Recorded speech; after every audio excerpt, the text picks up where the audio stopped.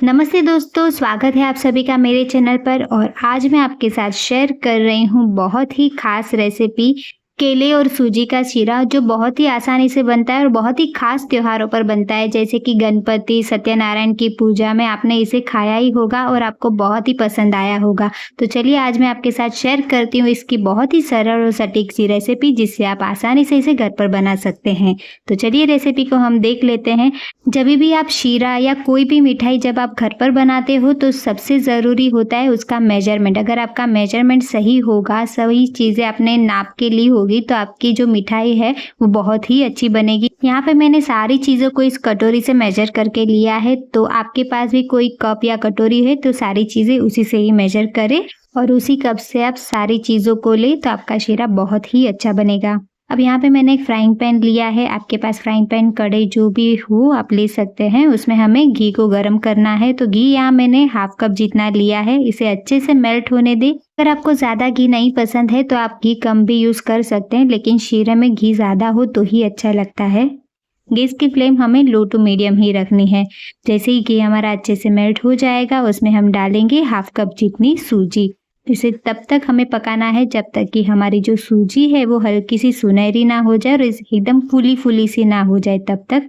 अगर आप कच्ची सूजी यूज़ कर रहे हैं तो इसे पकने के लिए 5 से 7 मिनट तक आपको लग सकते हैं। और अगर आप पहले से ही सूजी को सेक के रखते हैं तो 1 से 2 मिनट के अंदर आपकी सूजी बनकर तैयार हो जाती है। ज़्यादा इसे पकने में टाइम नहीं लगता है। 5 मिनट तक इसे ऐसे ही चलाने के बाद आप देखेंगे तो सूजी जो है वो थोड़ी सी फूलने लगी है। इस तरह से बबल्स आपको दिखने मिलेंगे। इसका मतलब सूजी हमारी अच्छे से सेक गई है। अब यहाँ पे हमें जो भी ड्राई फ्रूट्स हमने रेडी करके रखे हैं वो हमें डाले हैं। तो यहाँ पे मैंने बादाम, काजू और थोड़ी सी किशमिश डाली है। आपको जो भी ड्राई फ्रूट्स पसंद है आप इसमें डाल सकते हैं। इसे भी हमें अच्छे से सेक लेना है। शीरे के अंदर ड्राई फ्रूट्स का जो टेस्ट है वो बहुत ही अच्छा लगता है। अगर आपको नहीं पसंद है तो आप इसे स्किप कर सकते हैं। ड्राई फ्रूट्स को अच्छे से सेकने के बाद हम इसमें डालेंगे हमारा मेन इंग्रेडिएंट बनाना। यहाँ पे मैंने एक केला लिया है, उसे हमने छोटे छोटे पीसेस में कट कर दिया है। अगर आप ज़्यादा लोगों के लिए बना रहे हैं तो इसी का जो नाप है वो आप इसका डबल कर सकते हैं। और बनाना मैंने यहाँ पे एक यूज़ किया है, आप 2 या 3 का भी इस्तेमाल कर सकते हैं। अब इसे हमें तब तक पकाना है जब तक कि हमारा जो केला है वो एकदम अच्छे से पक ना जाए। इसे पकने के लिए 2 से 3 मिनट तक का समय लगता है। 3 मिनट तक इसे ऐसे ही चलाने के बाद आप देखेंगे तो जो केला है वो एकदम अच्छे से गल गया है, एकदम अच्छे से पक गया है और सारी चीज़ें आपस में एकदम अच्छे से मिक्स हो गई है। अब इसी स्टेज में हम इसमें डालेंगे चीनी। तो चीनी यहाँ पे मैंने हाफ कप जितनी ली है। चीनी आप अपने हिसाब से कम या ज़्यादा कर सकते हैं, डिपेंड कि आपको कितना मीठा पसंद है। अगर आपको ज़्यादा मीठा पसंद है तो थोड़ी चीनी ज़्यादा ऐड करें और अगर कम पसंद है तो चीनी थोड़ी कम डालें। अब इसमें लास्ट में हम इसके साथ डालेंगे 1 कप जितना दूध। यहाँ पे मैंने गरम केसर वाला दूध लिया है। जब भी आप दूध के साथ कोई भी शीरा या मिठाई बनाते हैं तो प्रेफर करें कि दूध हमेशा गर्म ही इस्तेमाल करें। ठंडा दूध डालने से क्या होता है, हमारा जो कुकिंग प्रोसेस है वो रुक जाता है और इसे पकने के लिए थोड़ा ज़्यादा समय लग सकता है। और गर्म दूध डालने से क्या होता है कि आप जो भी शीरा या मिठाई बना रहे हैं वो फटाफट से बन जाती है।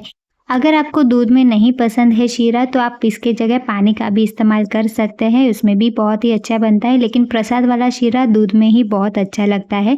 थोड़ी देर के बाद आप देखेंगे तो दूध एकदम अच्छे से एब्जॉर्ब होने लगा है। इसी स्टेज में हम इसमें डालेंगे फ्लेवर को और एनहांस करने के लिए थोड़ी सी 1 टीस्पून जितनी इलायची और इसे अच्छे से मिक्स कर दें। इसका फ्लेवर बहुत ही अच्छा आता है।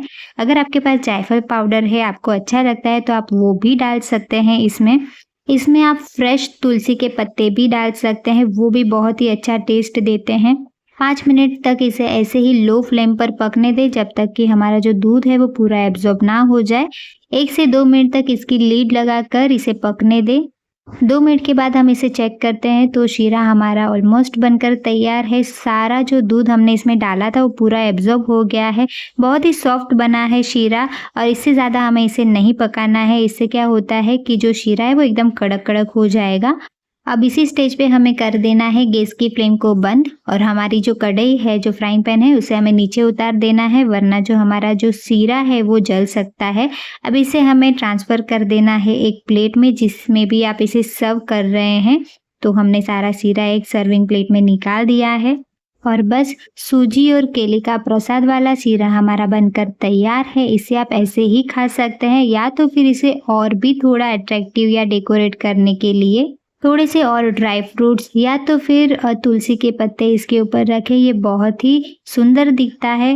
तो इस त्योहारों के सीज़न में आप इस रेसिपी को ज़रूर ट्राई करिएगा। ये बहुत ही टेस्टी है और टेस्टी के साथ साथ हेल्दी भी है। आप इसे सत्यनारायण की पूजा में, गणपति में, दिवाली में या कोई भी त्योहारों में बनाकर खा सकते हैं। जब भी आपका मन करे आप इसे आसानी से घर पर बना सकते हैं।